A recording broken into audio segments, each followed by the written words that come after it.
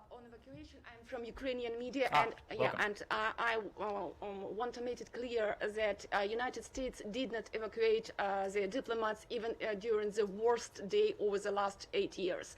And Kyiv is far enough from Russian border. Does it mean that from your knowledge and from your intelligence, our capital, Ukrainian capital, is targeted and it is the main target of Russian invasion? Well, look, of course, I'm not going to speak to any intelligence, but as we've said, including in our announcement last night, we are doing this as a prudent step because of continued Russian efforts to destabilize the country and to undermine the security of Ukrainian citizens and others visiting or residing in Ukraine. And United States officials have repeatedly mentioned, and that you don't give up on diplomatic efforts on Russia. Could you please clarify? You have already mentioned about security, collective security. What precisely do you mean? Where is the room for negotiation with Russia, and what is the subject of compromise? So we have consistently said that we are willing to engage in dialogue and diplomacy, and we have engaged in dialogue and diplomacy with the Russian Federation, knowing, of course, that the Russians have published their two treaties. There are certain elements in those treaties, as you've heard us say repeatedly, that are absolute non-starters, including NATO's so-called open door policy.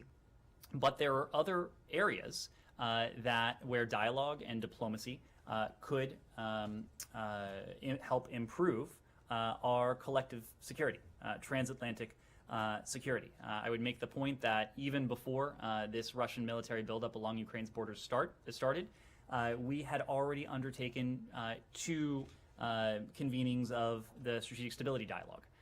The venue that Deputy Secretary Sherman utilized the other week to meet with her Russian counterpart to discuss some of these issues. And the fact that the so-called SSD started after the summit between President Putin and President Biden in June speaks to the fact that we do believe there are issues when it comes to arms control, for example, where we can potentially have fruitful discussions with the Russians that could address our security concerns, meaning those of the United States and our allies and partners, and could also be responsive to some of the concerns that the Russians have said. So specifically, we've spoken to the placement of missiles in Europe, options for strategic and non-strategic nuclear weapons, other arms control measures, and those designed to increase transparency and stability.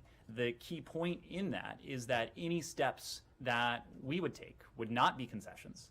They would need to be on a reciprocal basis, meaning that the Russians would also have to do something that would help improve our security posture.